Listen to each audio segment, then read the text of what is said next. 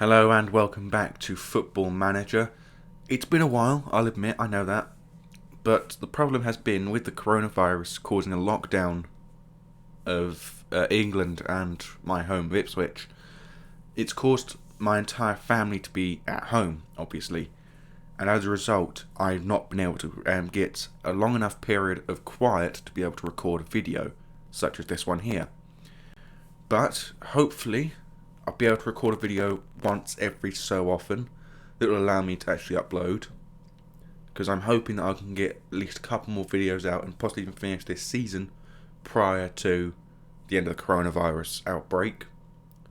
We haven't had a poor run of form. I mean, we've only lost 2 games still without a home league defeat, just 2 away ones to Bristol City and Sunderland. But following the Sunderland defeat, we had 3 wins on the trot. We've got our game against Ipswich and Brighton today, that hopefully we win them both. We can guarantee ourselves a top spot until well into November, because we are currently still top of the table, only by a point, mind you, from Brentford, I must admit, but a point is bigger than 0, so that's very important for us. This is the team obviously playing for this match today. No changes really to note except for Rothwell and Nem finally getting some game time. Other than that, there's no real changes to be made. Neil Erdogan has played a few games so far this season, done fairly well for a 19-year-old. We're hoping he can improve drastically. Sam Jones, our Boston loanee, is doing very, very well out on loan at Boston, and may very well get themselves promoted, because they're currently in, I think, 4th place in the League 2, with a game in hand over the teams above them, so that's good news for them. Obviously, hoping for the win against Ipswich Town today, but they've got a very strong team. I mean, they've got Luke Wolfenden, Kelleher, goalkeeper that I was planning on signing myself before Muric joined on a free, and I think I made the right decision by bringing Muric in rather than Kelleher. Right, Lewis Bate, Jackson, forward to Lancaster, another player that I want to sign, and thankfully his shot goes wide of the post. Lancaster is a player with the potential for Premier League football, like Liam Gibbs, who I'm also thinking of trying to sign. They've even got Aaron Connolly on the bench with Andre Dezelle, so they've got a very strong team, despite the fact they've been in League 1 for the last 4 years. Aaron Muric with a beautiful save onto the crossbar, keeping that one out. So far it seems that Ipswich Town has been dominating this match, but hopefully we can at least come back with something. Caden Jackson on the end of a long throw. Matthew Clark takes the ball away. Muric to Tuanzebe. Back to Muric. A long ball forward from him. Doesn't find the target. Crow now to Nolan. Crow runs the ball out to the wing. Passes it back to Wolfenden. Wolfenden, long ball forward, but only as far as Muric itself. Muric, long kick forward himself. Finds Wellington Nem. Nem back to Capoue. Capoue onto the wing, looking for Williams, finds him. Williams steps past Nolan. Has a shot, but saved by Kelleher. At the moment, Brentford would go top of the table by a point if all the results stay the same. Hopefully that doesn't happen. Hopefully we can get a goal. Tommy Doyle now with a free kick. A beautiful one that leads to a header from Clark. I think that went off the crossbar. I'm not too sure. The game lagged too much for me to be able to tell what actually happened. I'm going to ask for a bit of creativity now from the team. Hopefully we can get something from the last 10 minutes of this half. Other than another booking, because at the minute Matthew Clark's on a yellow card, which is unfortunate, but can't really do much about it. A very poor throw from Matthew Clark just led Ipswich Town into a counter-attack with Jack Lancaster running forward. And thankfully a last-ditch tackle from our defender managed to keep that out of any real danger. A long clearance from Williams gets the ball out to Balogun. Balogun holds the ball up very well and gets the ball out to Clark. But that's the end of the highlight, apparently. A very last-ditch tackle there from most likely probably Romeo or Tuanzebe. I don't think Clark would have got back fast enough. I'll make 2 changes to the side. One of them being Viabar for Stiepermann. I know he's not the best player for that position, but he's the only player we've got on the bench for it. As well as him, I'm also going to take off Etienne Capoue for Ben Thompson, because he's coming back from an injury and kind of deserves a bit of game time just to feel itself back out again. Get a look back into the team again, and hopefully can make some good decisions today. 25,000 people are being crammed into Portman Road for this one, an attendance that I personally have not actually been witness to. I think the largest attendance I've ever seen at Portman Road in real life is around about 23,000. And it's a very poor shot from Balogun into the arms of the Irish goalkeeper Kelleher, leaving a very sour taste for all the Millwall fans that were hoping that ball was going to go in the net. Long kick forward by Kelleher, away by Romeo to Nem. Back into the middle looking for Doyle. Doyle, the long ball forward for Romeo to chase. Gets to him. Romeo tries a pass back, gets to Wellington Nem, back to Romeo again. Romeo and Balogun with a 15th goal of the season for him puts Millwall 1-0 up, which is very nice news because it means we go back to the top table again. Admittedly, by a point, but that's not the point. Marlon Romeo, very well done to get back in line and back on side, and Balogun with a beautiful death touch to get that ball past the Irish goalkeeper Kelleher. It appears that Ipswich Town are actually dominating this match but just can't seem to get a goal for their efforts, which is good news for us, I'll admit, but not so good news for a team that was predicted third from bottom. John Nolan does get the goal that they definitely deserved in this match, and Ipswich Town have pulled one back, making it Millwall 1, Ipswich Town 1. And I'm not sure if the replays are actually going to be worth keeping on. I might do, but if there's a match where it's like 4 or 5 goals to one team and 4 or 5 goals to the other team, I might turn them off because it might get a bit too long of an episode for that certain match, obviously. Lancaster now with a free kick to Jackson. Jackson gets the ball back out wide to Lancaster, who crosses the ball into the far post, and it is now 2-1 to Ipswich, with Liam Gibbs pulling off a very, very good strike for the winger, making it Ipswich Town 2, Millwall 1. I will skip that one though, because at this moment in time we need to actually get something back, because at the moment we're not good enough to have a 2-1 defeat on our record. Romeo throws the ball to Rothwell. Rothwell back to Romeo, into the middle for Doyle. Doyle into the middle again for Thompson. Out wide looking for Williams. He touches it back. Gets it to the last defender but crosses and straight into the defender, and Lancaster now clear with the ball. And he's just running past our defenders if we're not even there. Cross the ball to the far post for Davies, and thankfully Leif Davies' ball goes wide of the post. And 80th minute now. It looks like Ipswich Town are probably going to hold on to their lead, but just in case I will make one more change, being Nem for Carlos Fierro. Passionate, I have faith in make a difference. Probably won't actually make a difference, but show some passion. Rothwell's header straight into the arms of Kelleher. Very, very poor attacking from Millwall there, and it is looking likely that we're going to end this match in a 2-1 defeat at least. Although Carlos Fierro now chasing a ball, but NCI gets the ball out to Gibbs. Gibbs, long ball forward, searching for Lancaster, finds him. Lancaster's through on goal and somehow managed to miss what looked like a very clear opportunity for a striker of his talent. With 4 minutes of stoppage time left now, it's looking very like the Millwall have been defeated. Although Marco Steepman with a free kick, saved by Kelleher with 5 seconds of the match to go. Corner kick to Millwall, swings it in, the far post. But unfortunately the ball's headed away, and I'm looking like that's the end of the match. And yes, it is. Ipswich Town have managed to win at Portman Road 2-1 against league leaders, well, at the time, league leaders Millwall, which is very unfortunate, because I believe Brentford managed to win their game fairly comfortably, which meant that we are no longer within, well, a win of the league title. I mean, the top spot, Brentford have managed to win their game, which is very unfortunate for us. Carlisle's managed to be sacked, okay. Boston United win 2-0 against Sutton, which is very nice. And Mengi even got a goal. Nothing else to really say about this.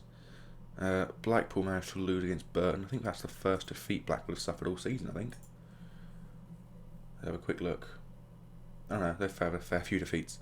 Just, not with Courtney Brown in the team, I'm guessing. Yes, spending spree of £20.5 million. Yeah. 5 games unbeaten, but we managed to get defeated, unfortunately. And obviously, as you can see, a defeat against Ipswich Town,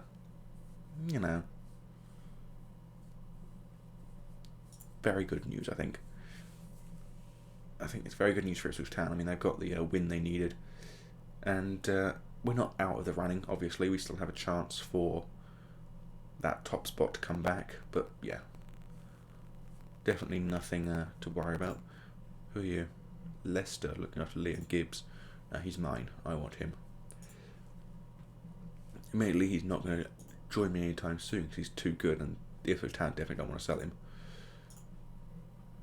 But he will join me eventually. He will.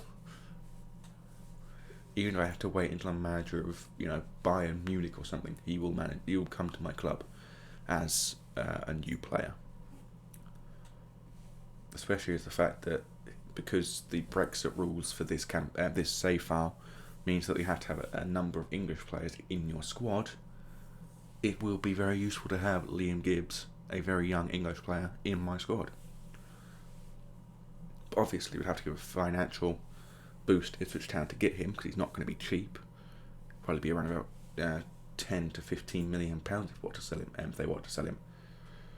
Have a quick look at his valuation. Actually, he's not even on this bit. Apparently, Kelleher is apparently a key player. You could afford me. Liam Gibbs, 425,000. If I want to make an offer for him, £25.5 million. That is not an amount of money that I could afford at Millwall, for obvious reasons. I mean, Millwall, they got a lot of money at the start of the season, don't get me wrong. Made a fair number of signings, but we did not make enough money to make a £25.5 million signing of Liam Gibbs. Especially not just one signing. We only had enough money to really make multiple signings because we had cheap signings. Under £10 million signings, that sort of thing, and lots of free transfers as well, such as Stiepermann and Etienne Capoue. You also had Aaron Muric on a free, so it was, very important. We do need to make sure that we have a lot of control in the second half of the match, because we have been showing that in the second half we have been dropping off in form, and it's not good for the team.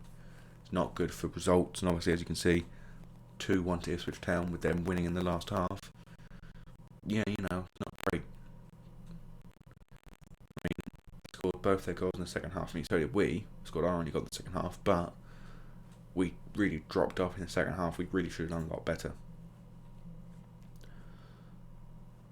But with the match against Brighton and Hove Albion, hopefully we can turn our form back in the right direction, as we haven't yet lost at home. And we also haven't yet lost more than one game in a row, so which is good news-ish. Giordano McKelly, he looks good, but he's not going to be cheap, so we'll acknowledge him for now and then go from there. He was an Italian goalkeeper that I've been scouting essentially since the start of the season to see if he's actually going to be any good, to bring him in as a future replacement for the Kosovan Muric, because he's only 17, Muric is 23. Muric probably will leave after a number of seasons. As we get into the Premiership, it won't be quite as good calibre to be a Premier League goalkeeper. So we're going to need a new goalkeeper, obviously, for the Premier League, and hopefully the Italian one would have been a good option, but yeah. Very that's what we need. Of course, he's the manager of Brighton and Hove Albion. Who would have guessed? Anyway, nothing to make do with here, obviously. Aitor Karanka could lose his job against if he loses against Portsmouth, so that's an important match. Mainly because Portsmouth are a promotion challenging side, and Swansea are fighting relegation. I think I know who's going to win that match. Just, out of thought. I think I know who's going to win that match. So, we are here with the fourth most important match of the day, only being beaten out by Oxford and QPR, Sunderland and Crystal Palace, and Brentford and Burnley. Hopefully, if Burnley actually beat Brentford, we can go back to the top of the table with a win against Brighton, Hove Albion, which would be very nice for the team. Actually, it'd be very good to have a win on the back of a defeat to Ipswich Town, giving us the opportunity to push forward again. Let's see the Championship Team of the Week. Not a single player of ours in there, but there's 4 Swansea players, mind you, which does lead me to believe that they're not fighting as badly as I thought they would.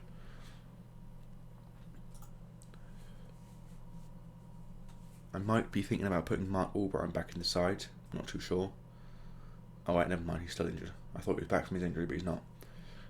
Ben Knight won't be playing today, obviously, because he's only just come back from his injury. Ooh, Feti Adebelli could be a good option. Where does he play? Can he play there? He can play there. That's very good news, because next season we're not going to have Viabar, so we'll acknowledge him and see if we can bring him in next season. Right then, so a win today against Brighton will be very important to us, obviously. Etienne Capoue will be taken out of the team for Thompson, who was wanted by West Bromwich Albion. Fair enough. Nem, do we have any other right wings other than Murphy and Albrighton? Not really. So that's unfortunately he has to stay in that position.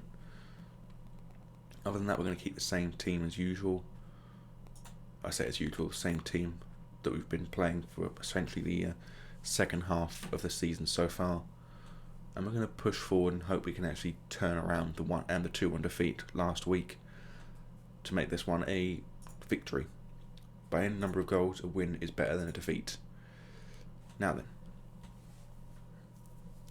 there's actually no players on the Brighton side that I'm actually thinking, yeah, they're quite difficult. I mean, Neil Maupay is fairly good, but he only works well if he's got enough players behind him to help him.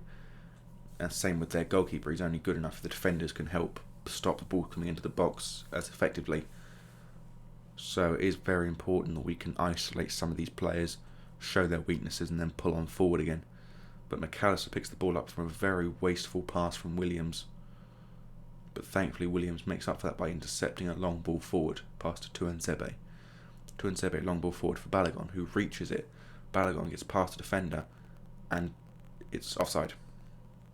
My hopes were up, and then they were down. Brentford are actually beating Burnley currently, which is not good for us. For obvious reasons, why would it be good for us? Wellington Nem gets the ball round the player. Actually, a beautiful shot from Nem, just only slightly wide of the post. We have dominated this game so far in this match. Tommy Doyle out with a corner kick, swings it into the far post. Tuanzebe chases it. Clark now. Tuanzebe. Very poor from Tuanzebe. He really should have set himself before taking that shot on. We're hoping that Burnley can get an equaliser in their Brentford game. Because if they don't, then we'll be... actually, it's 2-1 currently, so they are on a fight back. Nem with a corner kick swings it in, away by the Brighton defence. It looks like they're going to start a counter-attack, which is not good for us. We have been shown to not be very good at defending counter-attacks. McAllister now with the ball, and back out to the wing for Proper. Proper back to not a chance. Proper again into the middle for McAllister to Harper. Harper long ball forward, only to Romeo who heads it back to Muric, to Tuanzebe. Out wide looking for Williams. Williams touches it down. Viabar into the middle for Thompson. Thompson into the middle again for Rothwell.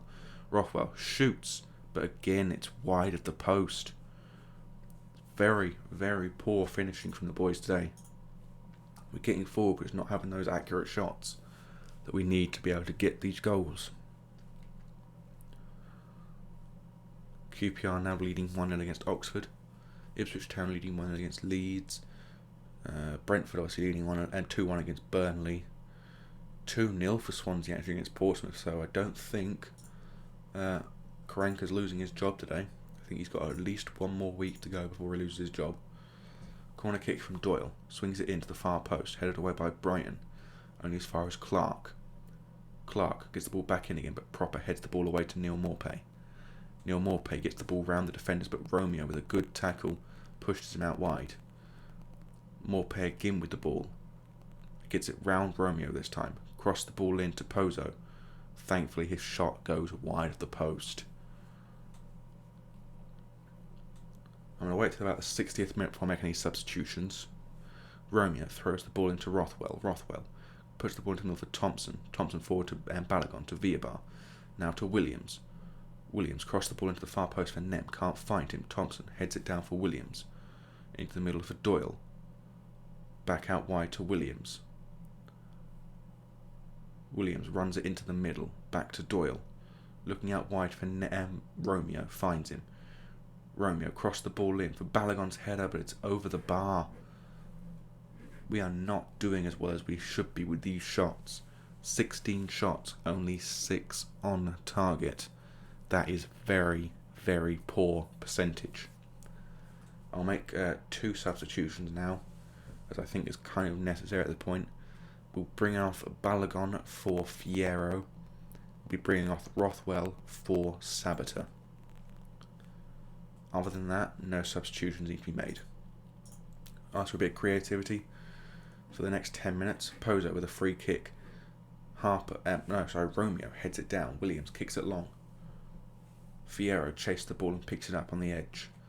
Fierro brings the ball into the middle, past one defender. Has a shot, but it's very poor. Fierro still looking for his first goal for the club. He's not going to find it there. Sunderland now leading 2-1 against Crystal Palace. Very important match there. That's a playoff match, that is. Oh, but Burnley have actually gone and equalised against Brentford, which means if we were to score a goal at this moment in time, we would actually go top of the table again on goal difference. But at the minute, it's not looking very likely. Williams crossed the ball in away by Gallin. Thompson chases after Rodriguez, but doesn't beat him. Rodriguez now chasing the ball into our box, has a shot, but blocked, thankfully, by Thompson. Rodriguez picks the ball back up again, loses out to Williams, and the ball goes out for a throw-in. With just 5 minutes of regular time left to play. Throw-in from Romeo. Romeo throws it long to Sabater. Sabater picks the ball up, loses out to Trossard, but Romeo picks it back up again. Ball's crossed in. Williams picks the ball up again. Into the middle for Villabar. Villabar's shot goes wide, but Fierro could have very easily scored his first goal for the club there, but just couldn't get it on target. Blocked by the last defender. And it looks like there's going to be a 0-0 draw here at the Den. And yes, Millwall 0, Brighton Hove Albion 0. Very, very poor finishing from the team led to a very poor result in what really should have been a win for us, I have to admit. And it's looking more and more likely now that we're going to be finishing around here, not around here. Fierro still looking for his first goal, which is very, very poor from him, still looking for a first goal. Gillingham lose 2-1 to Boston United, which is nice to see, Boston United winning again. And annoyingly, we could not get a goal of any kind in that game. Blackpool 2, Port Vale 1, which is good news for Charlie Brown. Courtney Brown, he's not a 1960s comic book character. As I said at the start of the video, obviously with the coronavirus, it's going to be very difficult for me to actually continue to record videos at a frequency that gets me to put them out every 3 days. So at the moment, it's looking likely I'll get a video out maybe once every 2 weeks, possibly. Maybe once every week if I'm lucky. But the next video would be a guarantee of probably Burnley, Nottingham Forest, or maybe even Cardiff, Blackburn. So somewhere in January, most likely. Other than that, nothing I can really say, unfortunately. But, hang on. It's apparently the entirety of November. Do we have no games in November? Hang on, I have to check this. There are no games in November. Oh, international break for the entire month. No, that's the World Cup, actually, I just realised. Yeah, that's the World Cup. That's not an international break. That's just the World Cup.